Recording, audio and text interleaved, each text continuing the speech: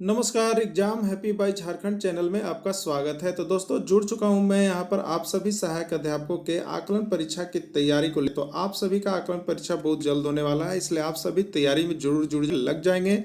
और जो तैयारी नहीं कर रहे हैं वो भी धीरे धीरे जुड़ने का प्रयास कीजिए, क्योंकि नहीं जुड़ने से यहाँ पर पास होते होते भी आदमी फेल कर जाता है। इसलिए इससे आप इसको छोटे एवज में नहीं लेंगे। ये जो आकलन परीक्षा है इससे आपको वेतनमान भी मिल सकता है। ये आप दिमाग में नहीं रखेंगे कि ये तो आकलन है, सिर्फ 10% के लिए हम दे रहे हैं। सरकार का कब दिमाग घूमेगा कोई गारंटी नहीं है। जितने पास रहेंगे उन सभी को वेतनमान दे देंगे, और जो पास नहीं रहेंगे उनको वेतनमान नहीं मिलेगा। तो आप जुड़ करके पढ़िए। चलिए दोस्तों, अब एक बात बता दें, यदि आप झारखंड में सहायक अध्यापक आकलन परीक्षा की तैयारी में महसूस कर रहे हैं कि हम नहीं पास कर पाएंगे, महसूस कर रहे हैं कि हम कमज़ोर हैं, महसूस कर रहे हैं कि क्या पढ़ें क्या नहीं पढ़ें, कहाँ जुड़ें, किससे जुड़ें, कैसे तैयारी करें जिससे 100% हम पास करें, क्या पढ़ लें, तो ऐसे दिमाग में बहुत सी बातें सभी की चल रही है। तो सभी की जब ऐसी बातें चल रही है तो उन सभी का एक ही इलाज है कि आप अपने टेक्स्ट बुक को पढ़िए। कहीं जुड़िए या न जुड़िए, अपने टेक्स्ट बुक को पढ़ लीजिए, आप पास कर जाइएगा। क्योंकि सफलता इतनी आसान चीज़ नहीं होती है, कुछ ना कुछ करना पड़ता है। अब रही बात कि आप अपने टेक्स्ट बुक से संबंधित आधारित प्रश्न को नहीं ढूंढ पा रहे, नहीं पढ़ पा रहे, आपके पास समय नहीं है क्योंकि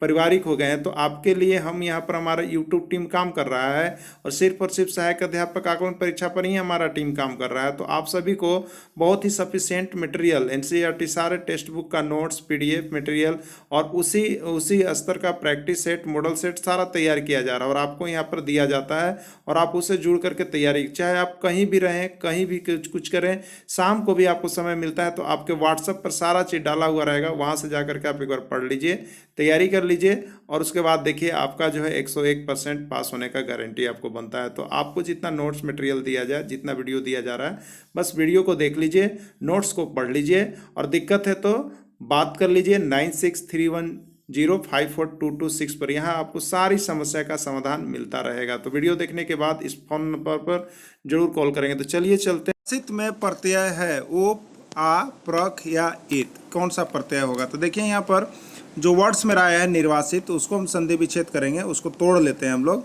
तो निर्वासित को जब तोड़ेंगे तो उसमें क्या हो जाएगा? निर्वास। ठीक है, निर्वास हो गया, और जोड़ क्या हो गया? ईत हो गया ना, ईत हो गया, क्योंकि हर्षी है, हर्षी दिया हुआ है, तो हर्षी के लिए ये छोटा है, बड़ा ई। ठीक है, इस तरह से होता है हर्षी दीर्घ के लिए।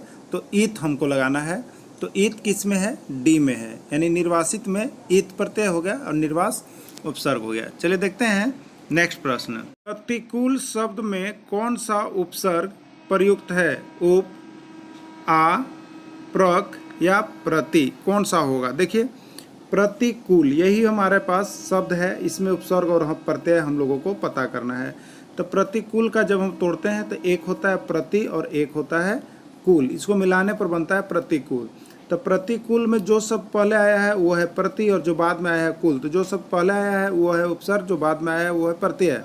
तो प्रतिकूल में उपसर्ग पूछा है, तो प्रतिकूल में उपसर्ग कौन होगा? प्रति होगा, यानी राइट आंसर इसका डी होगा। चलिए देखते हैं नेक्स्ट प्रश्न। निर्वाह में प्रयुक्त उपसर्ग है नि, नि, नीरी या नीर, तो कौन सा उपसर्ग होगा?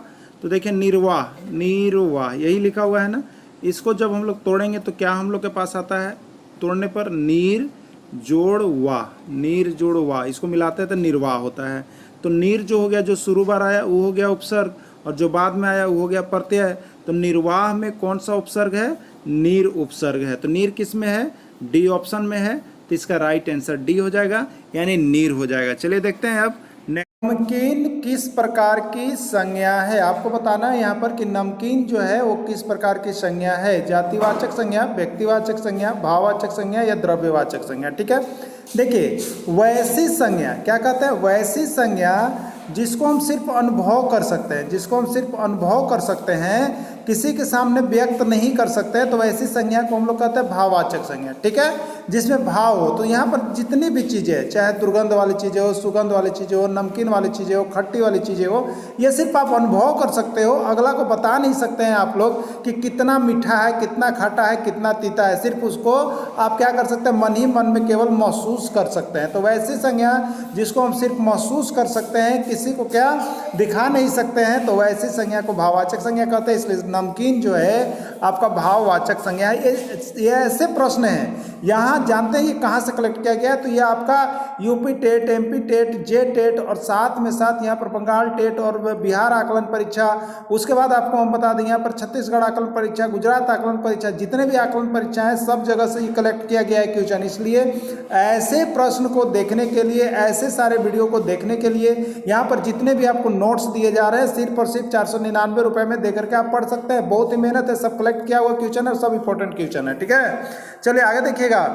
सुगंध किस प्रकार की संज्ञा है? सुगंध को आप क्या कर सकते हैं बताइए? सुगंध को सिर्फ हम अनुभव कर सकते हैं, किसी के सामने बता नहीं सकते हैं कि कैसा सुगंध था कि दुर्गंध था, तो ये आपका भाववाचक संज्ञा में आ जाएगा। ठीक है, भाववाचक संज्ञा में आएगा। अगला होगा तांबा किस प्रकार की संज्ञा है? तांबा, देखिए तांबा मेटल, मेटल माने क्या होता है? धातु से जुड़ी हुई चीजें, तुम ध्यान रखिए, धातु से जुड़ी हुई चीज़ों को हम लोग यहाँ पर क्या कहते हैं? तो धातु से जुड़ी हुई चीज़ों को हम लोग द्रव्यवाचक संज्ञा कहते हैं। द्रव्यवाचक संज्ञा का मतलब केवल यह नहीं है, बहुत लोग समझते हैं कि द्रव्यवाचक संज्ञा का मतलब केवल लिक्विड वाला चीज़, जितना द्रव है, खाली दूध है तो पानी है तो पेट्रोल है, डीजल है, किरोसिन तेल है, ये सब नहीं है। द्रव्यवाचक का मतलब यहाँ पर मेटल वाली चीज़ें भी द्रव्यवाचक में ही आएगी। तो तांबा क्या है? धातु है, मेटल है, इसलिए कौन सी संज्ञा में जाएगा? द्रव्यवाचक संज्ञा में जाएगा। एकदम दिमाग में गांठ बांध लीजिएगा, बहुत बार आया हुआ प्रश्न है। ठीक है, चलिए अगला देखिए, दुर्गंध किस प्रकार की संज्ञा है? दुर्गंध जो है किस प्रकार की संज्ञा है? तो दुर्गंध को हम क्या कर सकते हैं? सिर्फ और सिर्फ अनुभव कर सकते हैं, किसी को बता नहीं सकते। तो वैसी संज्ञा को हम लोग यहाँ पर क्या कहते हैं? तो वैसी संज्ञा को हम लोग यहाँ पर कहते हैं भाववाचक संज्ञा। तो इसका राइट आंसर हो जाएगा भाववाचक संज्ञा। ठीक है, चलिए अगला क्या है? अगला प्रश्न है आपका यहाँ पर, लोहा किस प्रकार की संज्ञा है? लोहा जो है वो किस प्रकार की संज्ञा है? जातिवाचक संज्ञा, व्यक्तिवाचक, भाववाचक या द्रव्यवाचक? तभी हमने बोला था धातु से जुड़ी हुई जितनी भी वस्तुएं होगी वो सभी जो है आपका द्रव्यवाचक संज्ञा के अंतर्गत जाएगा, इसलिए लोहा भी जो है आपका द्रव्यवाचक संज्ञा में जाएगा और ये बहुत बार आया हुआ प्रश्न है। ठीक है, अब अगला प्रश्न यहाँ पर आपका है, दूध किस प्रकार की संज्ञा है? दूध जो है वो किस प्रकार की संज्ञा है? जातिवाचक, व्यक्तिवाचक, भाववाचक या द्रव्यवाचक? तो देखिए ये तो अपने हो गया कि लिक्विड है, तो लिक्विड वाला जितना चीज होता है वो द्रव्यवाचक में होता ही है, इसलिए यह द्रव्यवाचक संज्ञा के अंतर्गत जाएगा। तो इसका राइट आंसर क्या हो जाएगा? डी हो जाएगा। ठीक है, अगला है यहाँ पर, पीतल किस प्रकार की संज्ञा है? पीतल किस प्रकार की संज्ञा? जातिवाचक, व्यक्तिवाचक, भाववाचक या द्रव्यवाचक? तो देखिए पीतल जो है वो आपका यहाँ पर धातु है। क्या है? धातु। तो धातु या मेटल से जुड़ी जितनी भी चीज़ें आएगी वो मेटेरियल नाउन यानी द्रव्यवाचक संज्ञा। मेटल माने मेटेरियल नाउन, अंग्रेजी में याद रखें, मेटेरियल नाउन मतलब द्रव्यवाचक संज्ञा। तो मेटल वाले जितने चीज़ें वो द्रव्यवाचक संज्ञा के अंतर्गत जाती है। अगला प्रश्न है, घी किस प्रकार की संज्ञा है? तो घी क्या चीज़ है? घी किस प्रकार की संज्ञा है? जातिवाचक, व्यक्तिवाचक, भाववाचक, द्रव्यवाचक? तो घी क्या चीज़ है? घी एक लिक्विड चीज़ है, एक द्रव्य वाला चीज़ है, तो द्रव वाला चीज़ किस में जाएगा? द्रव्यवाचक संज्ञा के अंतर्गत जाएगा। ठीक है, चलिए अगला है आपका, गिरोह किस प्रकार की संज्ञा है? देखिए गिरोह किस प्रकार की संज्ञा है? जातिवाचक, समूहवाचक, भाववाचक, द्रव्यवाचक। ठीक है, तो गिरोह क्या होता है? किसी भी चीज़ का, जैसे चोर का एक गिरोह होता है, बदमाश का एक गिरोह होता है, स्टूडेंट का गिरोह होता है, हीरोइनची का गिरोह होता है, सबका गिरोह। गिरोह मतलब कि 2 या 4 से अधिक लोग उसमें जुड़े हुए लोग हैं जो इस तरह का काम करते हैं। तो गिरोह मतलब यहाँ पर कुछ व्यक्तियों का समूह है जो गिरोह बनाता है। ठीक है, तो उसको हम लोग क्या कहेंगे? यहाँ पर समूह है, इसलिए इसको हम लोग समूहवाचक संज्ञा, कलेक्टिव नाउन के अंतर्गत डाल देंगे इसको। ठीक है, आगे है, संघ किस प्रकार की संज्ञा है? बताइए, संघ जो है आपका यहाँ पर प्राथमिक शिक्षक संघ है ना, शिक्षक संघ है। उसके बाद क्या है? तो आपका झारखंड पारा शिक्षक संघ है, एकीकृत पारा शिक्षक संघ। माने क्या? तो संघ माने व्यक्तियों का समूह है। तो समूह जिसमें 2 से अधिक व्यक्ति हो गया उसको किस में डालते हैं? समूह वाचक संज्ञा में डालते हैं। ठीक है, देखिए एक बात आपको बता देते हैं, यहाँ पर अभी हम आपको दे दे रहे हैं, इसको फिर हम शाम को आपको प्रैक्टिस के रूप में डाल देंगे। किसके रूप में डालेंगे? तो प्रैक्टिस सेट में आपको सब मिलेगा। तो शाम को प्रैक्टिस सेट के अंतर्गत भी इसमें से कुछ प्रश्न जाएंगे। तो आप लोग देखिए अभी बना लिए, फिर शाम को जो प्रैक्टिस जाता है तो आप स्पीड में बनाने की कोशिश कीजिएगा कि कितना आप सही बना पा रहे हैं। इसीलिए आप लोग को देखिए हम यहाँ पर पेड कोर्स लिया है 499 रुपये, आपको इंपॉर्टेंट क्वेश्चन देंगे, उसका प्रैक्टिस करवाएंगे और शाम को प्रैक्टिस होगा। तो शाम को आपको 8 बजे एक प्रैक्टिस सेट जाएगा, वहाँ पर जाकर के जरूर देखिएगा कि कितना आप सही कर पा रहे हैं और कितना स्पीड में कर पा रहे हैं, क्योंकि वहाँ पर देखिए हम इस तरह से डिटेल्स नहीं बताते हैं। वहाँ पर हम आपको सिर्फ क्या देंगे, तो सिर्फ आपको क्वेश्चन दे देंगे और उसका आंसर करवाएंगे और हम भी साथ करते हुए रहेंगे, ठीक है। तो आप लोग जरूर उसमें शामिल होइएगा। अब देखिए, सेना किस प्रकार की संज्ञा है, जातिवाचक, समूहवाचक, भाववाचक या द्रव्यवाचक। सेना किस प्रकार की संज्ञा है, तो देखिए सेना क्या होता है, सेना का नाम ही होता है कि जहां 10 से 20 जवान यानी 100 जवान शामिल होंगे तब वो सब सेना या पुलिस, इसी का नाम है। हमेशा ग्रुप में रहते हैं, ठीक है। तो इन सभी को हम लोग क्या कहते हैं, हमेशा ग्रुप में रहते हैं, इसलिए उसको हम लोग समूहवाचक संज्ञा कहते हैं, ठीक ना। आगे देखिएगा, मेला किस प्रकार की संज्ञा है। अब बताइए मेला में क्या होता है, लोग कहते हैं कि बड़ी भीड़ है, भीड़, मेला में भीड़ है, ठीक है। अब मेला में क्या हो रहा है, झमेला हो रहा है। तो अब बताइए मेला में भीड़ है, तो भीड़ क्या चीज़ हो गया, समूह के ना भीड़ होगा जी। तो समूह यहाँ चल रहा है, तो समूह है, इसलिए कैसा संज्ञा होगा, समूहवाचक संज्ञा होगा, ठीक है। चलिए आगे है, अब देखिए फिर आ गया भीड़। भीड़ में क्या होता है, देखते हैं कहीं पर कुछ घटना होता है तो 2 आदमी पहले आया, फिर 2 आदमी आया, फिर 2 आदमी आया, इसी तरह से कितना आदमी जुट गया, तो इसको कहते हैं भीड़। अब भीड़ इसमें कै गो आदमी हो गया, जहाँ 2 से ज़्यादा आदमी हो गया तो उसको कहते हैं समूहवाचक संज्ञा। क्या कहते हैं, समूहवाचक संज्ञा। इसलिए भीड़ कैसी संज्ञा है, तो समूहवाचक संज्ञा है, ठीक है। आगे देखिएगा, गुच्छा। गुच्छा किस प्रकार के संज्ञा, देखते हैं जाते हैं तो अंगूर का गुच्छा, एगो में यहाँ पर ऐसे ऐसे ऐसे ऐसे कै गो लटकल रहता है केला, 12 गो केला होता है ना एक दर्जन में। तो उस तरह से जो दर्जन में है, गुच्छा में है, वो समूह हो गया, इसलिए उसको आप लोग समूहवाचक संज्ञा के अंतर्गत डाल दीजिएगा, गुच्छा को कभी भी आ जाता है, ठीक है। झुंड किस प्रकार की संज्ञा है, तो झुंड, मवेशियों का झुंड। झुंड मैंने कहेगा अरे भैया झुंड में आओ तो तुम, मैंने 2 से अधिक आदमी ना तो झुंड हो गया, देखो एक ग्रुप में आ रहा था झुंड। झुंड जो है वो समूह में होता है, इसलिए इसको समूहवाचक संज्ञा के अंतर्गत डालेंगे हम लोग, देखिए, ठीक है। चावल किस प्रकार की संज्ञा है, चावल जो है आपको किस प्रकार की संज्ञा आपको बताना है, ठीक है। देखिए धातु, अब अन्न, अन्न के दाने, अन्न के दाने से जुड़े हुए चीजें ये भी द्रव्य होते हैं, द्रव्य, अन्न से जुड़े हुए चीजें वो भी द्रव्य होते हैं, इसलिए इसको द्रव्यवाचक संज्ञा में आप लोग डालिएगा ना। किस में डालिएगा, द्रव्यवाचक संज्ञा के अंतर्गत डालिएगा, ठीक है। अब है समूह किस प्रकार की संज्ञा है, समूह किस प्रकार की संज्ञा है, जातिवाचक, समूहवाचक, भाववाचक या द्रव्यवाचक। तो समूह मतलब होता है यहाँ पर लोगों का भीड़, तो समूह या भीड़ कह लीजिए, वो सब समूहवाचक संज्ञा के अंतर्गत आपका जाएगा। अगला है कक्षा किस प्रकार की संज्ञा है, कक्षा, ठीक है। कक्षा किस प्रकार की संज्ञा है आपको बताना, ठीक है। देखिए कक्षा जो है यहाँ पर वो आपका यहाँ पर क्या होता है, तो एक व्यक्तियों से नहीं बनता है, एक बालक से नहीं बनता है। कक्षा मतलब यहाँ पर हो गया वर्ग, ठीक है। कक्षा मतलब क्या हो गया, वर्ग हो गया, कक्षा मतलब वर्ग हो गया, ठीक है। तो यहाँ पर जो है आपका वो किस में जाएगा, जातिवाचक, समूहवाचक, भाववाचक या द्रव्यवाचक। तो देखिए आप कहते हैं ना कि कक्षा 6 का बच्चा है, यानी 6 में एक बच्चे नहीं होंगे, वहाँ पर कक्षा बनता ही है, वर्ग उसी को कहते हैं हम लोग, वर्ग बनता ही है। 10 से 20 से ज़्यादा बच्चे होते हैं, तो उसी से कक्षा भी एक समूह हो गया, यहाँ पर वो समूहवाचक संज्ञा के अंतर्गत जाएगा।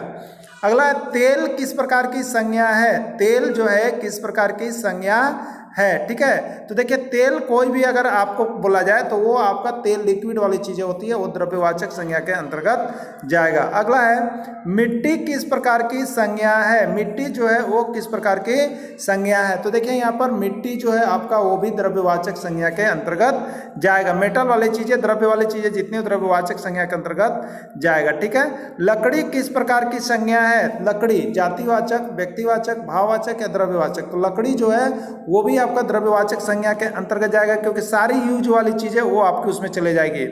सोना किस प्रकार की संज्ञा है, सोना, सोना या सोना नहीं, सोना माने यहाँ पर गोल्ड को कहा जा रहा है, गोल्ड। तो ये भी मेटल वाली चीज है, तो जितने मेटल वाली चीजें वो सब द्रव्यवाचक संज्ञा के अंतर्गत जाएगी, तो ये भी द्रव्यवाचक संज्ञा हो जाएगा आपका। अगला है लोहा किस प्रकार की संज्ञा है, लोहा आपको मेटल से जुड़ा हुआ चीज है, धातु से जुड़ा हुआ चीज है, इसलिए ये भी आपका किस में जाएगा, तो द्रव्यवाचक संज्ञा के अंतर्गत ही जाएगा। लोहा बहुत बार आया हुआ है, एक बार दो बार नहीं, बहुत बार आया हुआ प्रश्न है ना। और ये चांदी देख लीजिए, चांदी किस प्रकार की संज्ञा है, जातिवाचक, व्यक्तिवाचक, भाववाचक, द्रव्यवाचक। चांदी 101 बार पूछा है ना। तो चांदी क्या चीज है, तो चांदी आपको धातु से जुड़ी हुई चीज है, तो धातु से जुड़ी हुई चीज आपको द्रव्यवाचक संज्ञा के अंतर्गत आ जाती है। ओके। अगला देखिएगा, सजावट किस प्रकार की संज्ञा है? सजावट, सजावट किस प्रकार की संज्ञा है? तो सजावट को हम लोग सिर्फ क्या करते हैं? अनुभव करते हैं, ठीक है। लोग क्या व्यक्त करेंगे नहीं करेंगे उसको हम बता नहीं सकते, इसलिए सजावट जो है आपका भाववाचक संज्ञा के अंतर्गत जाएगा। सजावट भाववाचक के जाएगा। हरियाली किस प्रकार की संज्ञा है? तो हरियाली को हम लोग क्या करते हैं? अनुभव करते हैं, किसी को व्यक्त नहीं कर सकते। हरियाली को अपने दिल से अनुभव करते हैं, तो जितनी भी अनुभव वाली चीज़ें हैं वो सभी भाववाचक संज्ञा में जाती है और ये भाववाचक संज्ञा आपकी हो जाएगी। देखिए हम चीज़ें आपका ज़्यादा समय नहीं बर्बाद करते, ज़्यादा समय बर्बाद करने से आपका बहुत चीज़ का बर्बादी होता है, इसलिए ऑथेंटिक चीज़ को आपको हम बताते चल रहे हैं। जो संज्ञा से आपका अगर आता नहीं है, यहाँ से एक प्रश्न आएगा ही आएगा आपके एग्जाम में पक्का, तो यहाँ से जब आएगा तो इसी में से आएगा, इससे बाहर एक भी नहीं आएगा। इसलिए संज्ञा आप देख लीजिएगा, आपका संज्ञा कंप्लीट हो गया, ठीक है। धर्म किस प्रकार की संज्ञा है? जातिवाचक, व्यक्तिवाचक, भाववाचक या द्रव्यवाचक? धर्म, ठीक है। धर्म से जुड़ी हुई चीज़ों को हम लोग भाववाचक संज्ञा के अंतर्गत रखते हैं क्योंकि ये अनुभव करने की चीज़ है, ठीक है। कलम किस प्रकार की संज्ञा है? कलम किस प्रकार के? व्यक्तिवाचक, जातिवाचक, भाववाचक या द्रव्यवाचक? तो देखिए कलम जो है आपका जातिवाचक संज्ञा के अंतर्गत जाएगा। यदि यही कलम का नाम बोलता जेटर पेन, अगर देखिए यहाँ पर जेटर कलम बोलता तो ये जाता आपका किस में? व्यक्तिवाचक में। लेकिन केवल कलम कह रहा है तो कलम सभी जाति का बोध करा रहा है, पूरी कलम जाति का बोध, इसलिए जातिवाचक संज्ञा में होगा, ठीक है। अगला है लालिमा। लालिमा किस प्रकार की संज्ञा है? लालिमा, लालिमा मतलब कि उसके चेहरे पर लालिमा यानी बहुत अच्छा ग्लाइजनेस है, ठीक है। तो लालिमा जो है किस प्रकार की संज्ञा है? तो ये जो लालिमा होता है उसको सिर्फ और सिर्फ हम क्या करते हैं? अनुभव कर सकते हैं, इसलिए ये भाववाचक संज्ञा के अंतर्गत जाएगा आपका। लड़ाई किस प्रकार की संज्ञा है? लड़ाई, लड़ाई जो है देखिए क्या होता है? लड़ाई किस प्रकार की संज्ञा है आपको बताना है। तो लड़ाई देखिए आपका यहाँ पर जो है वो जातिवाचक है, व्यक्तिवाचक है, भाववाचक है, द्रव्यवाचक है। तो लड़ाई किस प्रकार की संज्ञा हो जाएगा? तो लड़ाई जो है यहाँ पर आपका भाववाचक संज्ञा हो जाता है, क्योंकि लड़ाई को कितना दिल से, कितना कौन आपको चोट पहुँचाया वो सिर्फ आप अनुभव करते हैं, किसी को बता नहीं सकते हैं। दिल में उसी बातें छाप बन जाती है, कितना आपको कोई मारा, कितना पीटा, ये दिल में छाप होता है, किसी को आप दिखा नहीं सकते हैं, उस दर्द को आप अनुभव कर सकते हैं। तो अनुभव वाली चीज़ें जो है सिर्फ वो भाववाचक संज्ञा में चली जाएगी। राम किस प्रकार की संज्ञा है? तो देखिए किसी का भी नाम यदि नाम है तो वो व्यक्तिवाचक संज्ञा होगा, ठीक है। तो इसका राइट आंसर जो है आपका व्यक्तिवाचक संज्ञा के अंतर्गत होगा। अगला है श्रीमद् भागवत गीता किस प्रकार की संज्ञा है? देखिए ये क्या है? ये पुस्तक का नाम है। यदि पुस्तक का नाम है तो किसी का भी नाम हो, चाहे वो देश का नाम हो, राज्य का नाम हो, पुस्तक का नाम हो, नदी का नाम हो, पहाड़ का नाम जहाँ आ गया तो वो सभी व्यक्तिवाचक संज्ञा के अंतर्गत जाएगा। यह व्यक्तिवाचक संज्ञा है। शिक्षक, शिक्षक किस प्रकार की संज्ञा है? देखिए शिक्षक, पूरे शिक्षक जाति का बोध करा रहा है, किसी शिक्षक का नाम नहीं लिया गया है, इसलिए यह जातिवाचक संज्ञा के अंतर्गत जाएगा। पूरी जाति का बोध, शिक्षक जाति का बोध हो रहा है। नेपाल किस प्रकार की संज्ञा है? देखिए नेपाल अगर कहें तो यह क्या है? एक देश है, तो देश का नाम अगर दे दिया है तो आपका व्यक्तिवाचक संज्ञा में जाएगा, चाहे किसी भी चीज़ का नाम अगर देता हो। अगला है दिल्ली किस प्रकार की संज्ञा है? तो दिल्ली भी क्या है? यहाँ पर एक नाम है, इसलिए नाम वाली चीज़ों को हम लोग क्या कहते हैं? व्यक्तिवाचक संज्ञा के अंतर्गत डालेंगे। यमुना किस प्रकार की संज्ञा है? तो देखिए यमुना क्या है? एक नदी का नाम है। यमुना क्या है? एक नदी का नाम है, तो नदी का नाम हो गया, इसलिए इसको हम क्या कहेंगे यहाँ पर? जाति व्यक्तिवाचक संज्ञा के अंतर्गत इसको हम लोग लेंगे, ठीक है। व्यक्तिवाचक संज्ञा के अंतर्गत इसको लेंगे हम लोग। अगला है हिमालय किस प्रकार की संज्ञा है? हिमालय, हिमालय क्या है? पर्वत का नाम है। किसका नाम है? पर्वत का नाम है, इसलिए उसको हम लोग किसके अंतर्गत डालेंगे? तो व्यक्तिवाचक संज्ञा के अंतर्गत डालेंगे। ओके, चलिए आगे देखिएगा। रामायण किस प्रकार की संज्ञा है? रामायण क्या है? रामायण जो है एक धर्म ग्रंथ है, एक पुस्तक है, तो ये नाम है आपका पुस्तक का, तो इसको हम लोग जो है व्यक्तिवाचक संज्ञा के अंतर्गत ही कंप्लीट कर लेंगे। व्यक्तिवाचक संज्ञा हो गया। तो देखिए यहाँ पर रामायण, ये भी प्रश्न आए हुए, जितने प्रश्न आए हुए हैं ना, ये जितने आप लोग देख रहे हैं सब 100% आपके एग्जाम में आए हुए हैं और वैसे ही प्रश्न को लाते हैं। इसीलिए हम आपसे यहाँ पर क्या लेते हैं? देखिए 499 रुपये का कोर्स लेते हैं जो आपको प्रैक्टिस करवा रहे हैं। इतने सारे क्वेश्चन को हम छाट रहे हैं, बताइए कितना समय लग रहा है। उसके बाद आपका एनसीईआरटी का जितना नोट्स है वो भी हम आपको दे रहे हैं। तो ये सारे काम करने में बहुत मेहनत लगते हैं, तो इसीलिए आपको सिर्फ हम कितने में जोड़े हैं? 499 रुपये में आपको ऑथेंटिक चीज़ मिल रहा है। आप अगर इधर उधर बना रहे हैं ना तो आपको समझिए कहीं ना कहीं नुकसान हो रहा है, आपका समय भी जा रहा है, आप पास भी नहीं कर रहे हैं, वो सब बेकार जाने वाली चीज़ें हैं। इसलिए जरूर आप लोग जुड़ करके तैयारी कीजिए हमारे साथ, ठीक है। अब देखिए तो भारत भारत क्या है, भारत भी तो यहाँ पर देश है, उसका नाम है, इसलिए क्या है, व्यक्तिवाचक संज्ञा है। आगे है शहर किस प्रकार की संज्ञा, देखिए शहर कहा गया, अगर शहर का नाम कहता रांची, शहर का नाम कहता दिल्ली, शहर का नाम कहता पटना, तो ये सब व्यक्तिवाचक हो, लेकिन शहर ऑलरेडी कहा जा रहा है तो ये पूरे शहर का बोध करा रही है, इसलिए ये पूरी जाति शहर जाति का, तो ये जातिवाचक संज्ञा जाएगा। ठीक है।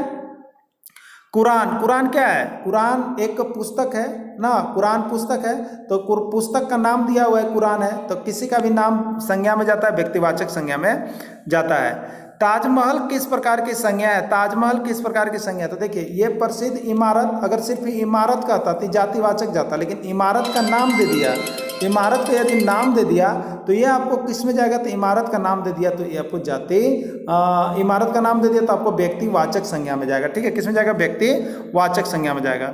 अब देखिए नदी किस प्रकार की संज्ञा है, देखिए यहाँ पर कहा गया नदी, नदी का नाम नहीं दिया है जी, ध्यान दीजिए, नदी का नाम देता है यमुना, गंगा, रिवर, कोसी, गंडक, कोई भी, तो वो व्यक्तिवाचक होता है, लेकिन केवल नदी कह रहा है तो पूरी नदी जाति का बोध कराता है, जिससे पूरी जाति का बोध होता है तो उसको हम लोग जातिवाचक कहते हैं, इसलिए जातिवाचक संज्ञा में जाएगा ना।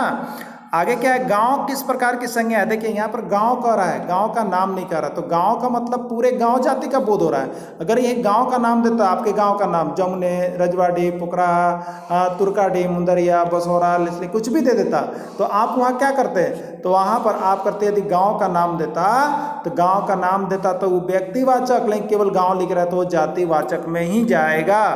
आगे कुत्ता किस प्रकार की संज्ञा है, कुत्ता किस प्रकार की संज्ञा है, देखिए जी यहाँ कुत्ता, कुत्ता पूरी कुत्ता जाति का बोध करा रहा है, तो जिससे पूरी जाति का बोध हो रहा है, कुत्ता हो गया, गाय हो गया, लेकिन नाम अगर कुत्ता का देता, टॉमी कुत्ता, रमेश कुत्ता, पिल्लू कुत्ता, ये नाम दे दिया तो व्यक्तिवाचक में, लेकिन नाम नहीं दिया तो जातिवाचक में जाएगा। ठीक है। आगे मित्रता किस प्रकार की संज्ञा है, बताइए, मित्रता को आप क्या करते हैं, सिर्फ और सिर्फ अनुभव करते हैं, मित्रता को क्या करते हैं, सिर्फ और सिर्फ अनुभव करते हैं, तो वैसी चीजें जिसको सिर्फ हम अनुभव करते हैं उसको हम लोग भाववाचक संज्ञा, अब्स्ट्रैक्ट नाउन के अंतर्गत रखते हैं।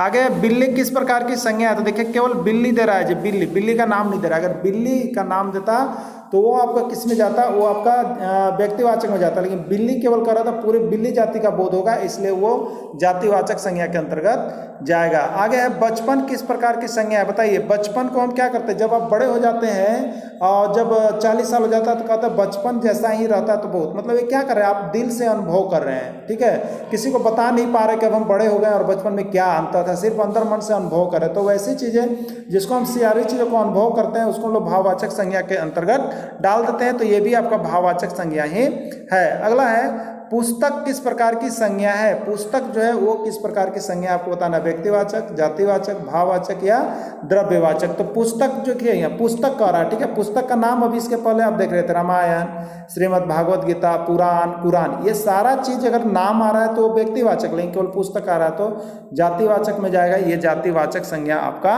हो जाएगा। वृक्ष किस प्रकार की संज्ञा है, वृक्ष किस प्रकार की संज्ञा है, वृक्ष देखिए, वृक्ष का नाम देता कि कटहल का वृक्ष, ठीक है, नीम का वृक्ष, जामुन का वृक्ष, ये अगर नाम देता है तो वो व्यक्तिवाचक में जाएगा, लेकिन केवल वृक्ष कहता है तो वो आपका जातिवाचक के अंतर्गत जाएगा, क्योंकि पूरे वृक्ष जाति का बोध यहाँ पर हो रहा है। ठीक है। ईमानदारी किस प्रकार की संज्ञा है, ईमानदारी किस प्रकार की संज्ञा है, ठीक है, ईमानदारी किस प्रकार की संज्ञा आपको बताना है, ईमानदारी किस प्रकार की संज्ञा आपको बताना है। ठीक है, जातिवाचक संज्ञा, व्यक्तिवाचक संज्ञा, भाववाचक संज्ञा या द्रव्यवाचक संज्ञा। ठीक है, तो ईमानदारी जो है देखिए यहाँ पर अनुभव करने की चीज है, इसलिए ईमानदारी को आप लोग अनुभव कर सकते हैं सिर्फ और सिर्फ, तो उसको हम लोग क्या कहेंगे यहाँ पर भाववाचक संज्ञा के अंतर्गत डालेंगे। ईमानदारी जो है आपका भाववाचक संज्ञा है। ओके। बुढ़ापा किस प्रकार की संज्ञा है, देखिए बुढ़ापा को क्या करते हैं, अनुभव करने की चीज है कि हम बच्चे में कैसे थे, बूढ़े में कैसे थे, तो ये अनुभव होता है बुढ़ापा। सभी को आप बता नहीं सकते कि हमको कैसा लग रहा है, दिल से आप ही को अनुभव सिर्फ करना पड़ता है, उसको व्यक्त नहीं। तो जिसको चीजों को हम सिर्फ अनुभव कर सकते हैं, पूरा व्यक्त नहीं कर सकते हैं, वो सभी भाववाचक में संज्ञा के अंतर्गत आता है, तो ये भाववाचक संज्ञा आपका हो जाएगा। मिठास किस प्रकार की संज्ञा है, तो मिठास क्या है, आप रसगुल्ला खाते तो आपको सड़ा हुआ लगा कि गला हुआ लगा कि बहुत ज्यादा चीनी था कि मीठा था, वो क्या हुआ, वो सिर्फ आप अनुभव कर सकते हैं। किसी को बताइएगा तो खाली हाँ और न कहेगा, आपका वो अनुभव नहीं कर पाएगा। तो जितनी चीजों को सिर्फ केवल आप अनुभव कर सकते हैं वो सारी चीजें भाववाचक संज्ञा है, तो मिठास जो है आपका भाववाचक संज्ञा के अंतर्गत जाएगा। अगला है जवानी किस प्रकार की संज्ञा है, जवानी देखिए दो चीज बता दे रहे, जवानी बुढ़ापा, अमित्रता, ये सभी अनुभव करने वाली चीज़ें हैं, ठीक है। और ये 1001 बार आया हुआ भी प्रश्न है, ये ना सोचे कि ना आया हुआ भी प्रश्न है। तो जितनी चीज़ों को आप अनुभव सिर्फ कर रहे हैं ना, उसको भाववाचक संज्ञा आप कहिएगा, ठीक है। तो ये भाववाचक संज्ञा के अंतर्गत जाएगा ना। बाल्यावस्था किस प्रकार की संज्ञा है? बाल्यावस्था जातिवाचक, व्यक्तिवाचक, भाववाचक या द्रव्यवाचक। तो बाल्यावस्था जो है वो आपका यहाँ पर भाववाचक संज्ञा के जाएगा, क्योंकि वो अनुभव की चीज़ें हैं। तो अनुभव करना पड़ता है, बाल्यावस्था की एक अनुभव होती है कि बच्चे ऐसे होते हैं। तो जितनी चीज़ें अनुभव वाली चीज़ें वो सभी भाववाचक संज्ञा के अंतर्गत जाएगी, ठीक है। अगला है सुंदरता किस प्रकार की संज्ञा है? तो आप जानते हैं सुंदरता को सिर्फ अनुभव किया जाता है, सुंदरता को सिर्फ देखा जाता है, किसी को बताया नहीं जा सकता। किसी को देखने में आप कितना सुंदर लग रहा है वो दिल से केवल आपको देखता है, वो किसी को बता नहीं सकता है कि उसको कितना लगा, उसकी अमाउंट नहीं दी जा सकती है, सिर्फ भाव बता सकता है। तो जिस चीज़ों में सिर्फ हम भाव बता सकते हैं वो भाववाचक संज्ञा होता है। दिल से हम खाली दिखा सकते हैं वो भाववाचक संज्ञा हो गया। चोरी किस प्रकार की संज्ञा है? तो चोरी भी यहाँ भी अनुभव करने वाली चीज़ है जी। चोरी भी क्या होता है?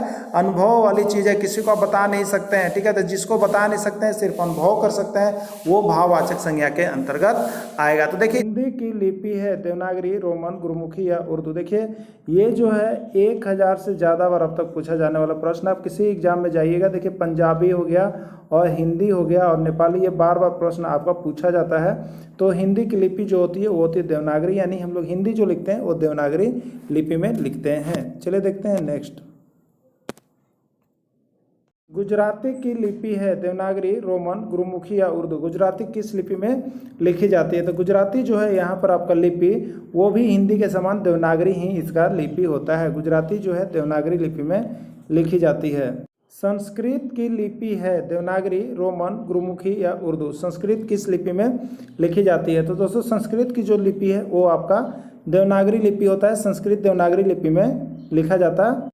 नेपाली की लिपि है देवनागरी, रोमन, गुरुमुखी या उर्दू। नेपाली किस लिपि में लिखी जाती है? तो नेपाली जो है आपका देवनागरी लिपि में लिखा जाता है। नेपाली की जो लिपि है वो आपकी देवनागरी है। चलिए देखते हैं नेक्स्ट प्रश्न। मराठी की लिपि है देवनागरी, रोमन, गुरुमुखी या उर्दू। मराठी जो है किस लिपि में लिखी जाती है? तो दोस्तों आपको बता दें मराठी जो है वो आपका देवनागरी लिपि में लिखा जाता है। देवनागरी लिपि जो हिंदी की लिपि होती है देवनागरी, वही इसकी भी मराठी की है। तो ये देवनागरी लिपि में लिखा जाता है। चलिए देखते हैं नेक्स्ट प्रश्न। अंग्रेजी की है, अंग्रेजी किस लिपि में लिखी जाती है? देवनागरी में, रोमन में, गुरुमुखी में, उर्दू में। तो अंग्रेजी की जो लिपि है वो आपका है रोमन लिपि, यानी अंग्रेजी जो लिखी जाती है अंग्रेजी भाषा वो रोमन लिपि में लिखी जाती है। ये भी प्रश्न बहुत ही ज़्यादा बार पूछा गया है अंग्रेजी वाला, तो इसको आप लोग देख लेंगे। चलिए देख। जर्मन की लिपि है देवनागरी, रोमन, गुरुमुखी या उर्दू। देखिए जर्मन जो अंग्रेजी शब्द है इसकी लिपि जो है आपका रोमन है। जर्मन की लिपि रोमन है। अभी तक ये 25 बार प्रश्न आया हुआ है और जेएसएससी में कहिएगा तो एक बार यह प्रश्न पूछा गया था। चलिए देखते हैं अब नेक्स्ट प्रश्न। पंजाबी की लिपि है देवनागरी, रोमन, गुरुमुखी या उर्दू। पंजाबी जो है किस लिपि में लिखी जाती है ये बताना है आपको। तो पंजाबी की जो लिपि होती है वो लिपि होती है गुरुमुखी, और यह लिपि के अंतर्गत अभी तक 1000 से ज़्यादा बार पूछा गया। जेएसएससी में अब तक 2 बार पूछा गया और एसएससी में तो कभी मत कितना बार पूछा गया। तो ये पंजाबी की लिपि बहुत बार आया हुआ है। तो इसकी लिपि कौन होती है आप लोग याद रख लीजिएगा, गुरुमुखी लिपि होती है। चलिए देखते हैं अब नेक्स्ट प्रश्न। उर्दू की लिपि है देवनागरी, रोमन, गुरुमुखी या फारसी। उर्दू कौन सी लिपि में लिखी जाती है? यह प्रश्न अभी तक बहुत बार पूछा गया है, लगभग यहाँ 500 से ज़्यादा बार अभी तक यह प्रश्न पूछ दिया गया है कि उर्दू जो है कौन सी लिपि में लिखी जाती है, इसकी जो है लिपि क्या है। और यह प्रश्न जो है आपका जेएसएससी में भी आया हुआ था। तो उर्दू की लिपि जो है वो आपका फारसी है, ठीक है। उर्दू की लिपि क्या है आपका? फारसी है। चलिए देखते हैं अब नेक्स्ट प्रश्न। बंगाली की लिपि है देवनागरी, रोमन, गुरुमुखी या बंगला। बंगाली जो है कि किस लिपि में लिखी जाती है यह प्रश्न पूछा जाता है कि बंगाली किस लिपि में लिखी जाती है, आपको बतलाना है। तो देखिए बंगाली की जो लिपि है वो होता है बंगला। सबसे पहले हम जान जाएंगे लिपि क्या होता है। तो लिखने के ढंग, जो लिखने के ढंग होते हैं उसी को हम लोग क्या कहते हैं? लिपि। तो सभी भाषा यहाँ जो है अलग अलग लिपि में लिखी जाती है और वो जो आपके एग्जाम में पूछे जाते हैं, इसलिए आप सभी को देख लीजिएगा यहाँ पर। तो बंगाली की लिपि बंगला है। चलिए देखते हैं नेक्स्ट प्रश्न। आलोक का विलोम शब्द है अद्भुत, अज्ञात, अंधकार या रात्रि। तो इसका राइट आंसर हो जाएगा आलोक का विलोम शब्द हो जाएगा यहाँ पर अंधकार। आलोक का मतलब होता है प्रकाश और उसका हो जाएगा यहाँ पर अंधकार। अगला है मौन का विलोम शब्द है, मौन का विलोम शब्द है विकार, मयंक, मुखर या मौखिक। तो देखिए मौन मतलब यहाँ पर शांत रहना होता है, चुप रहना होता है, तो उसका क्या हो जाएगा यहाँ पर, मौन का यहाँ पर हो जाएगा मुखर। ठीक है, क्या हो जाएगा, मुखर, मतलब कि बोलने वाला। अगला है स्थावर का विलोम शब्द है चंचल, संचल, जंगम या चेतन। क्या इसका विलोम शब्द होगा, इसका विलोम शब्द है आपका जंगम। देखिए बहुत जल्दी जल्दी आपको बनाना होगा आपके एग्जाम में, ठीक है, क्योंकि कम समय में ज़्यादा प्रश्न का जवाब आपको देना है, इसलिए जल्दी जल्दी इसको जो है यहाँ पर बनाते चलिएगा। इसका पीडीएफ भी आपको दे दिया गया है। गमन का विलोम शब्द है चढ़ना, जाना, आगमन या उतरना। क्या होगा इसका राइट आंसर, तो इसका राइट आंसर है आगमन। अगला है गरिमा का विलोम शब्द है अंधकार, नीचता, लघिमा या घृणा। इसका राइट आंसर हो जाएगा आपका यहाँ पर लघिमा। प्रैक्टिस करते चलेगा हमारे साथ, और कितने सही जवाब देते हैं कितने जल्दी में, सो जरूर यहाँ पर कमेंट कीजिएगा। विस्तार का विलोम शब्द है लघु, छोटा, संक्षेप या सचना की सूचना। क्या होगा, तो यहाँ पर विस्तार का विलोम शब्द हो जाएगा आपका संक्षेप हो जाएगा। अगला प्रश्न है मौखिक का विलोम शब्द है अलिखित, पठित, लिखित या कथित। क्या होगा मौखिक का विलोम शब्द, तो राइट आंसर इसका सी है लिखित। अगला है सम्मुख का विलोम शब्द है उन्मुख, अधिमुख, विमुख या प्रमुख। क्या होगा, तो समूह का विलोम शब्द है आपका विमुख। अगला है ज्येष्ठ का विलोम शब्द है, जरूर कमेंट करते चलिएगा जी। देखिए बहुत कम समय में बहुत ज़्यादा प्रश्न आप लोग को बनाना है, इसीलिए हम यहाँ पर आपको प्रैक्टिस के रूप में सब चीज़ देते जा रहे हैं। तो आप इतना स्पीड में प्रैक्टिस कीजिएगा कि क्वेश्चन क्या है, तो क्वेश्चन आपका जो है ज़्यादा है, समय आपके पास बहुत कम है, तो इस तरह से यहाँ पर देखिएगा और टिक करना है आपको, ठीक है। तो इस तरह से पूरे प्रैक्टिस सेट आपको हम दे रहे हैं, जो कि केवल आपको एग्जाम में आया हुआ ये सभी चीज़ है। कहीं का टेट, कहीं का यूपी टेट, एमपी टेट, सब का कलेक्शन किया हुआ ये प्रश्न है। मत समझिए कि साधारण प्रश्न है, बहुत ही महंगा प्रश्न आपको हम दे रहे हैं, जो कि आया हुआ है, यहीं से रहेगा। विलोम शब्द जरूर रहेगा आपका एग्जाम में। ज्येष्ठ का विलोम शब्द है अग्रज, भूत, कनिष्क या पूर्व। तो ज्येष्ठ का विलोम शब्द हो जाएगा आपका कनिष्ठ। अगला है अनाथ का विलोम शब्द है धनी, बेकार, सनाथ या निर्धन। क्या होगा आप बता दीजिए, तो अनाथ का विलोम शब्द है आपका सनाथ। हेय का विलोम शब्द है हास्य, हार, ग्राह्य, ग्राम्य। ठीक है, तो इसका आंसर क्या होगा, हेय का विलोम शब्द आपका है ग्राह्य। आप देखिए कमेंट जरूर करते चले कौन सा आंसर सही हो रहा है। आप देखने के बाद आप कमेंट नहीं करते, कमेंट कीजिएगा और उसके बाद लाइक जरूर कर दीजिएगा और शेयर भी कर दीजिएगा। इसी तरह का प्रश्न आपके आने वाले हुए सारे प्रश्न कहीं न कहीं का छाटा हुआ प्रश्न है, ठीक है। सन्यासी का विलोम शब्द है ब्रह्मचर्य, राजा, गृहस्थ या भोगी। तो सन्यासी का विलोम शब्द क्या होगा, तो राइट आंसर सी गृहस्थ होगा। अगला है आकर्षण का विलोम शब्द है विनाश, अनाकर्षण, विकर्षण या इनमें से कोई नहीं। राइट आंसर क्या होगा, तो आकर्षण का विकर्षण। वेरी गुड, सबका आंसर सही जा रहा है। मंद का विलोम शब्द है त्वरित, सुस्त, दूत या शीघ्र। मंद का विलोम शब्द राइट आंसर सी दूत, ठीक है, मंद का दूत होगा। अगला है अल्पसंख्यक का विलोम शब्द है बाहुल्य, अतिसंख्यक, बहुसंख्यक या इनमें से कोई नहीं। तो अल्पसंख्यक का राइट आंसर बता दीजिएगा, तो बहुसंख्यक, आंसर सी। Very good. अगला प्रश्न है एकाधिकार का विलोम शब्द है स्वकृत, परमाधिकार, सर्वाधिकार या नारकीयत। एकाधिकार का राइट आंसर हो जाएगा आपका सर्वाधिकार। देखिए बहुत जल्दी जल्दी आपको प्रश्न जवाब देना पड़ते हैं, और ये आपका प्रैक्टिस सेट चल रहा है, इसलिए प्रैक्टिस में तो आपको और भी स्पीड में हमसे पहले आपको जवाब देना है, और जरूर कमेंट कीजिएगा कि कितना आपका सही हो गया है, ठीक है। अगला है सूर्य का अपर्यायवाची शब्द है दिनकर, सूरज, महेंद्र या यहाँ पर हो जाएगा दिवाकर, ठीक है। तो देखिए जी एक पर्यायवाची शब्द, पर्यायवाची शब्द माने समान शब्द, उसके समान जिसका अर्थ निकलता है, लेकिन अपर्यायवाची यानी कौन उसका नहीं है हो गया, ठीक है।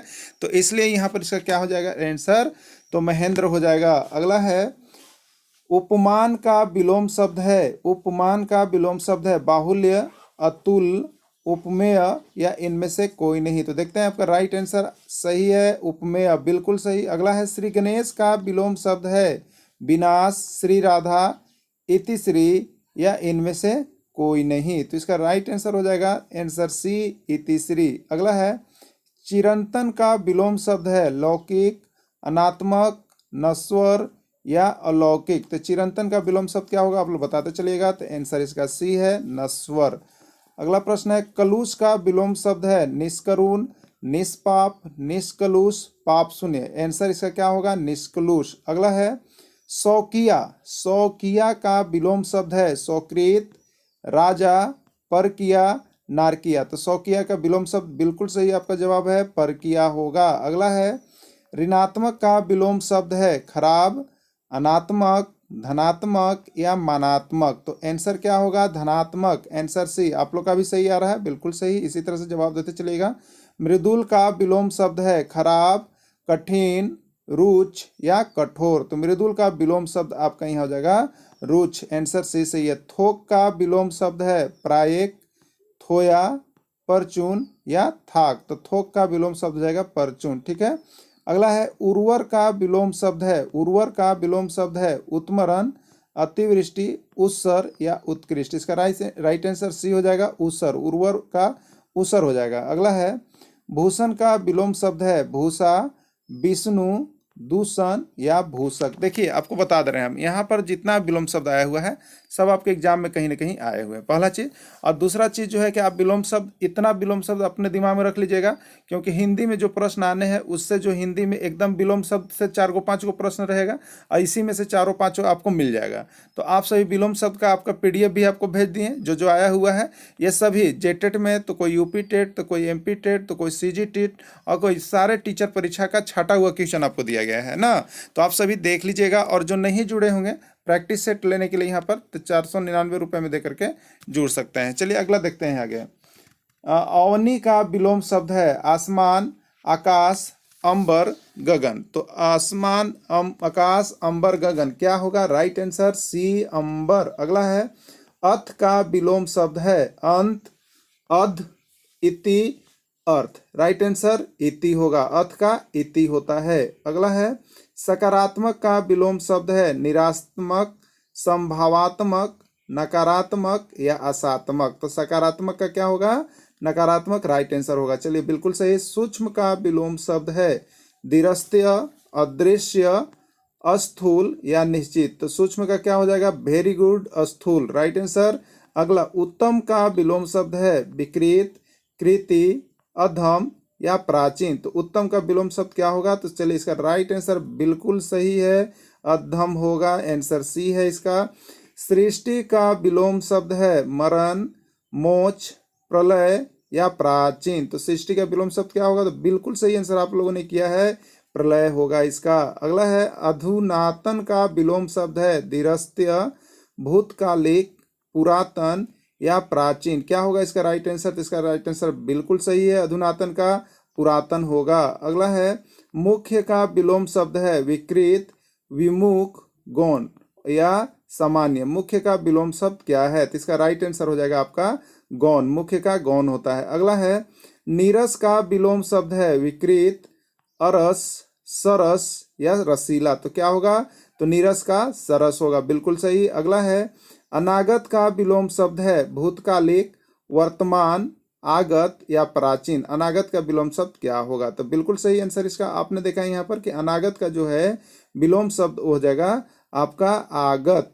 अगला है अनुराग का विलोम शब्द है समृद्धि, अराग, विराग या बैराग। तो अनुराग का विलोम शब्द बिल्कुल सही आपने दिया है, आंसर विराग होगा। अगला है विपत्ति का विलोम शब्द है। तो प्रैक्टिस हमारे साथ करते चलेगा और स्पीड में आप भी जवाब देते चलेगा। आपका कितना सही हो रहा है जरूर देख लीजिएगा। देखिए पहले एक बार नोट्स आप देख लीजिएगा, नोट्स आपको दे दिया गया है और उसके बाद नोट्स में आंसर याद करने के बाद यहाँ पर वीडियो भी आप देख करके बताइएगा कि कितना आपका सही आप कर पाएँ। ठीक है। तो दोनों तरह से जब आप तैयारी कीजिएगा तो 100% आपका रिजल्ट श्योर हो रहा है और हम इसी का यहाँ पर आपको तैयारी करवा रहे हैं। तो 100% रिजल्ट आपका होने के लिए आप हमारे साथ जुड़ जाइएगा। विपत्ति का विलोम शब्द है समृद्धि, हर्ष, संपत्ति या आपत्ति। तो बिल्कुल सही आंसर आप लोगों के आ रहे हैं, संपत्ति इसका आंसर होगा। अर्वाचीन का विलोम शब्द है नव्य, नूतन, प्राचीन या नवीन। क्या होगा अर्वाचीन का विलोम शब्द? तो बिल्कुल सही आंसर इसका प्राचीन हो जाएगा। अगला है शोषक का विपरीतार्थक शब्द है पोषक, शोषित, पोषित या इनमें से कोई नहीं। तो शोषक का क्या हो जाएगा? जवाब देते चलेंगे पोषक। चलिए सही आंसर है। देखिए हम यहाँ पर आपको जो है इसमें टिकिंग नहीं कर रहे हैं क्योंकि आपको मैं प्रैक्टिस करवा रहा हूँ, ठीक है। तो प्रैक्टिस आपको नोट्स दिया गया, नोट्स को आप देख करके याद कर लिए होंगे, अब यहाँ पर प्रैक्टिस कीजिएगा तब देखिएगा कितना सही हो पा रहा है। तो इसलिए आप सिर्फ जवाब देते चलिएगा। इसमें आपका ये सुपर फास्ट टेस्ट हो गया, ठीक है, सुपर फास्ट टेस्ट इसको हम लोग कहते हैं ना। मुख का विपरीतार्थक शब्द है वाचाल, हास्य, गौण या इनमें से कोई नहीं, ठीक है। तो चलिए बताइएगा क्या होगा इसका आंसर, वचाल होगा, मुख का वचाल हो जाएगा। अगला है वरम्भा का विपरीतार्थक शब्द है जीव, माया, अज्ञान, क्या होगा जगत, क्या होगा इसका राइट आंसर, तो इसका आंसर हो जाएगा जीव ना। अगला है बहिरंग का विपरीतार्थक शब्द है अंतरंग, जलतरंग, रंगारंग या इनमें से कोई नहीं। तो देखिए सुपर फास्ट टेस्ट में देखिए कितना आप सही करते हैं, कितने मिनट में कर पा रहे हैं। तो बहिरंग का विपरीत शब्द हो जाएगा अतरंग, ठीक है, आंसर ए हो जाएगा, बिल्कुल सही आंसर है। अति का विपरीतार्थक शब्द है अल्प, नगण्य, न्यून या कम। तो अति का विलोम शब्द क्या हो जाएगा, तो अति का विलोम शब्द हो जाएगा अल्प, बिल्कुल सही आंसर आपके आए हैं। प्रोच का विलोम शब्द है स्थूल, दुरासा, प्रत्यक्ष या हताशा। तो प्रोच का विलोम शब्द आपका हो जाएगा प्रत्यक्ष। अगला है कृतक का विलोम शब्द है करुण, कृपण, कृतधन या कठिन। तो कृतक का विलोम शब्द क्या होगा, तो इसका बिल्कुल सही आंसर आपका आया है, कृतधन होगा। चलिए आशा का विलोम शब्द है नाउम्मीद, दुराशा, निराशा या हताशा। तो आशा का विलोम शब्द क्या होगा, तो सही आंसर आपके आए हैं निराशा। अगला है दक्षिण का विलोम शब्द क्या होगा, दक्षिण, पश्चिम, वाम या पूरब। तो क्या इसका राइट आंसर होगा सी, वाम उत्तर हो गया ना। अगला है मानव का विलोम शब्द है पुरुष, राक्षस, दानव या दैत्य, बिल्कुल सही आंसर दानव। अगला है हर्ष का विलोम शब्द है खेद, दुख, विषाद या वेदना। तो चलिए राइट आंसर है हर्ष का विषाद होगा। अगला प्रश्न है उपेक्षा का विलोम शब्द है उत्प्रेक्षा, लौकिक, अपेक्षा या परीक्षा। बिल्कुल सही आंसर अपेक्षा होगा। पाश्चात्य का विलोम शब्द है प्रत्यक्ष, प्रतीचि, पौरात्य या प्राची। क्या होगा पाश्चात्य का विलोम शब्द, आंसर आपके सही आ रहे हैं, आंसर आपका है पौरात्य। अगला है धनवान का विलोम शब्द क्या होगा, कंचन, किनकर, अंकिचन या अल्प। तो धनवान का विलोम शब्द क्या हो जाएगा, राइट आंसर सी, धनवान का अंकिचन होगा। शाश्वत का विलोम शब्द क्या है, रहस्यमय, सदैव, नश्वर या प्राचीन। ठीक है, तो शाश्वत का क्या हो जाएगा, नश्वर हो जाएगा। अगला है महान का विलोम शब्द है अनुचित, नगण्य, क्षुद्र या अल्प। महान का विलोम शब्द, तो इसका राइट आंसर क्षुद्र हो जाएगा। उद्दत का विलोम शब्द है कंचन, कोमल, सौम्य या उत्तम। तो उद्दत का विलोम शब्द क्या है, तो इसका राइट आंसर है सौम्य।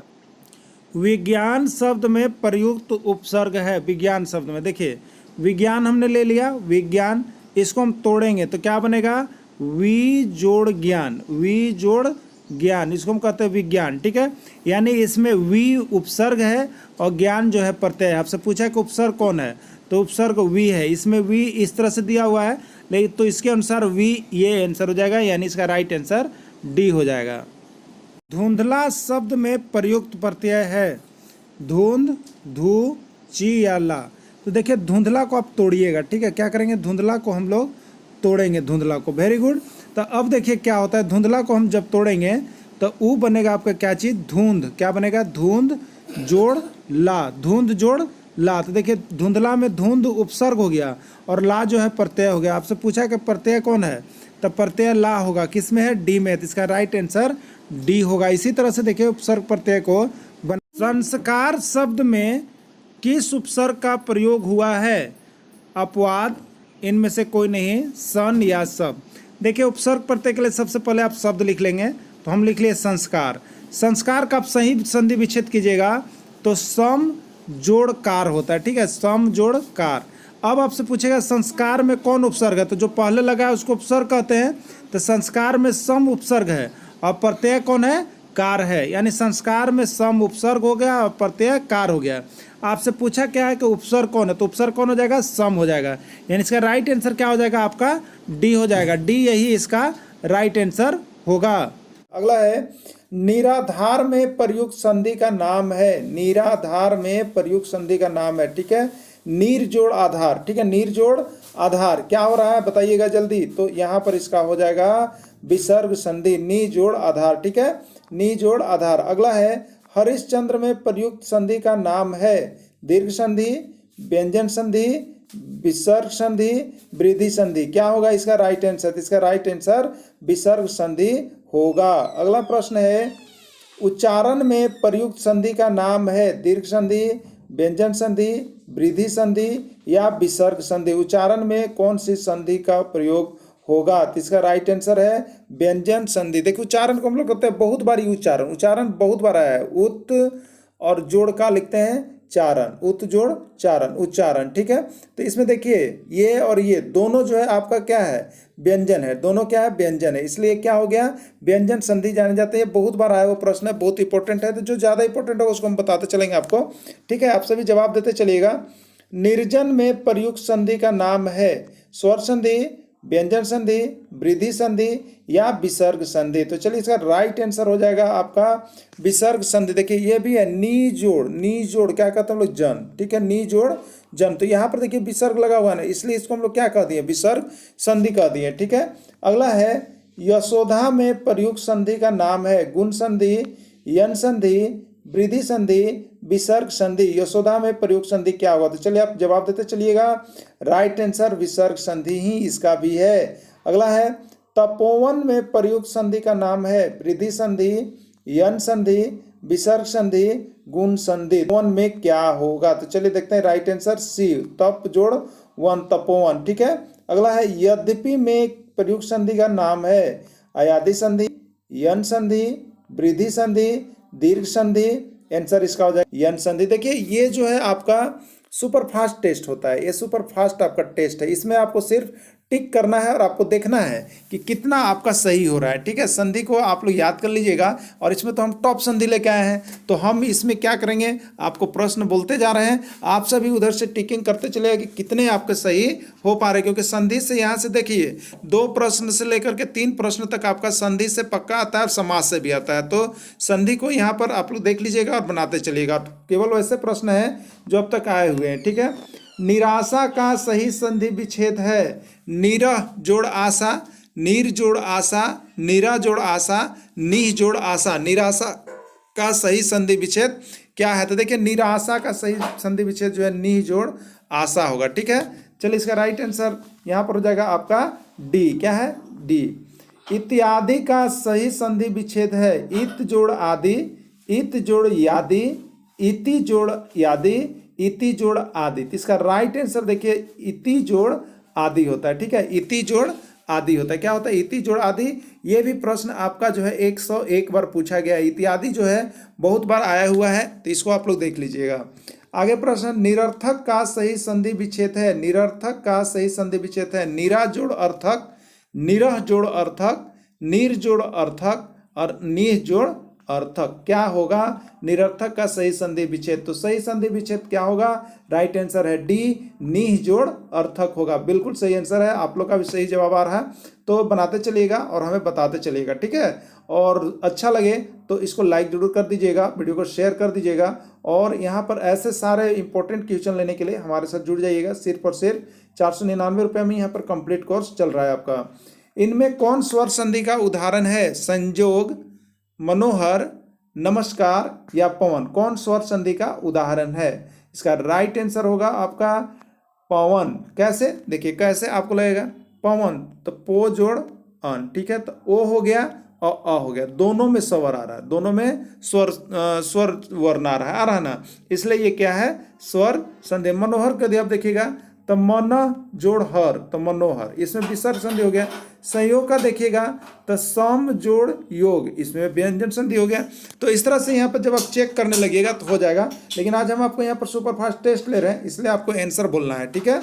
चलिए निम्नलिखित में कौन सा शब्द वृद्धि संधि का उदाहरण नहीं है? वृद्धि संधि का उदाहरण नहीं है। संजोग, सदैव, जलौद या गुरुपदेश। तो राइट आंसर इसका हो जाएगा गुरुपदेश। अगला है सदैव में प्रयुक्त संधि का नाम है गुण संधि, स्वर संधि, विसर्ग संधि, इनमें से कोई नहीं। तो इसका राइट आंसर क्या हो जाएगा? सदैव में बी हो जाएगा, ठीक है। क्या है आपका? स्वर संधि, ठीक है। आगे चलिएगा। यहाँ पर दयानंद में प्रयुक्त संधि का नाम है गुण संधि, दीर्घ संधि, विसर्ग संधि, यन संधि। क्या होगा इसका राइट आंसर? इसका राइट आंसर है आपका दीर्घ संधि। आगे है कपीस में प्रयुक्त संधि का नाम है गुण संधि, दीर्घ संधि, विसर्ग संधि या यन संधि। कौन सी संधि होगी कपीस में? तो इसका राइट आंसर हो जाएगा दीर्घ संधि। आगे है निम्न में से दीर्घ संधि युक्त पद कौन सा है? महर्षि, देवेंद्र, सूर्योदय या दैत्यारी। दीर्घ संधि का युक्त पद कौन सा है? इसमें दीर्घ संधि कौन सा है? तो इसका राइट आंसर है आपका दैत्यारी। अगला है पवित्र में प्रयुक्त संधि का नाम है गुण संधि, वृद्धि संधि, यन संधि, अयादि संधि। तो पवित्र में कौन सी संधि का प्रयोग हुआ है? चलिए इसका राइट आंसर देखते हैं। इसका राइट आंसर है अयादि संधि। आगे है दिगंबर में प्रयुक्त संधि का नाम है व्यंजन संधि, यन संधि, वृद्धि संधि, दीर्घ संधि। तो व्यंजन संधि। देखिए ये प्रश्न दिगंबर जो है आपका दिगंबर आया हुआ प्रश्न है, ठीक है। इसका अति भी पूछता है दिक, क्या होगा? दिक जोड़ अंबर, दिक जोड़ अंबर, इसको कहते हैं दिगंबर। तो यहाँ पर देखिए व्यंजन और यहाँ पर स्वर, तो व्यंजन से बना हुआ शब्द को हम लोग क्या कहते हैं? व्यंजन संधि कहते हैं। किसी में भी व्यंजन आ गया तो व्यंजन संधि हो जाता है, इसलिए इसका व्यंजन संधि हो जाएगा। ये आया हुआ प्रश्न है, ठीक है। चलिए आगे देखिएगा। स्वागत में प्रयुक्त संधि का नाम है व्यंजन संधि, यन संधि, वृद्धि संधि या दीर्घ संधि, ठीक है। तो देखिए ये भी आया हुआ प्रश्न है स्वागत सु जोड़ आगत, सु जोड़ आगत, ठीक है। ये भी आया हुआ प्रश्न है। इसका विच्छेद संधि विच्छेद बहुत बार आया हुआ है। आगे है नायक में प्रयुक्त संधि का नाम है अयादि संधि, यन संधि, वृद्धि संधि, दीर्घ संधि, ठीक है। नायक में प्रयुक्त संधि कौन है? अयादि संधि, यन संधि, वृद्धि संधि या दीर्घ संधि। चलिए आप सही उत्तर बताइएगा। तो इसका राइट आंसर है अयादि संधि। चंद्रोदय, चंद्रोदय में प्रयुक्त संधि का नाम है गुण संधि, यन संधि, वृद्धि संधि या दीर्घ संधि। क्या होगा? तो इसका राइट आंसर है गुण संधि। आइए चंद्रोदय का संधि विच्छेद पूछा हुआ था, ठीक है, कि चंद्रोदय का संधि विच्छेद क्या होगा? तो क्या हो जाएगा इसका? चंद्र और जोड़ का हो जाएगा उदय, चंद्र जोड़ का हो जाएगा उदय। इसको हम लोग कहेंगे चंद्रोदय। देखिए कितना सही हो रहा है, आप लोग टिकिंग करते चलिएगा, ठीक है। और लास्ट में जरूर कमेंट कीजिएगा कि इतना मेरा सही हो पाया है, ठीक। क्योंकि हिंदी से आपको 18 में 18 लाना है, क्योंकि हिंदी में छोड़ना नहीं है। तो सारा हम टॉपिक वाइज आपको यहाँ पर इंपॉर्टेंट क्वेश्चन दे रहे हैं और आप लोग उसको देख करके पूरा तैयारी कर लीजिएगा। निरोग में प्रयुक्त संधि का नाम है स्वर संधि, व्यंजन संधि, वृद्धि संधि या विसर्ग संधि। निरोग में प्रयुक्त संधि कौन है? तो इसका राइट आंसर है आपका विसर्ग संधि। क्या है? विसर्ग संधि। अगला है भानुदय, भानुदय में प्रयुक्त संधि का नाम है दीर्घ संधि, व्यंजन संधि, वृद्धि संधि, विसर्ग संधि। भानुदय में प्रयुक्त संधि क्या होगा? तो इसका राइट आंसर है दीर्घ संधि। देखिए ये भानुदय, ठीक है, ये भी प्रश्न आपका आया हुआ है भानुदय। निर्जन में प्रयुक्त संधि का नाम है दीर्घ संधि, व्यंजन संधि, वृद्धि संधि, विसर्ग संधि। निर्जन में कौन सा संधि है? तो बताइएगा आप सभी। राइट आंसर है विसर्ग संधि, निह जोड़ जन होगा। सूर्योदय में प्रयुक्त संधि का नाम है दीर्घ संधि, व्यंजन संधि, वृद्धि संधि या गुण संधि। सूर्योदय में कौन सी संधि होगी? तो चलिए राइट आंसर इसका हो जाएगा आपका यहाँ पर गुण संधि हो जाएगा। अगला है सत्याग्रह में प्रयुक्त संधि का नाम है दीर्घ संधि, व्यंजन संधि, वृद्धि संधि या विसर्ग संधि। सत्याग्रह में कौन सी संधि है? तो इसके लिए राइट आंसर यहाँ पर आपका हो जाएगा दीर्घ संधि। आगे प्रश्न है यथार्थ में कौन सी संधि है? स्वर संधि, व्यंजन संधि, वृद्धि संधि या दीर्घ संधि। यथार्थ में कौन सी संधि है? तो चलिए इसका राइट आंसर देखते हैं। तो ये डी है, दीर्घ संधि होगा।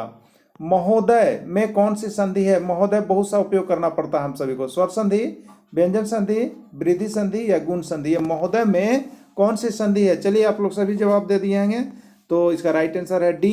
अगला है ज्ञानोदय, ज्ञान जोड़ उदय ना, ज्ञान जोड़ उदय बहुत बार आया हुआ है। ज्ञानोदय का संधि विच्छेद क्या होगा? तो ज्ञानोदय का यहाँ पर है ज्ञान और जोड़ क्या हो जाएगा? उदय, ज्ञानोदय। ये बहुत बार आया हुआ है। स्वर संधि, व्यंजन संधि, वृद्धि संधि या विसर्ग संधि। तो राइट आंसर है स्वर संधि।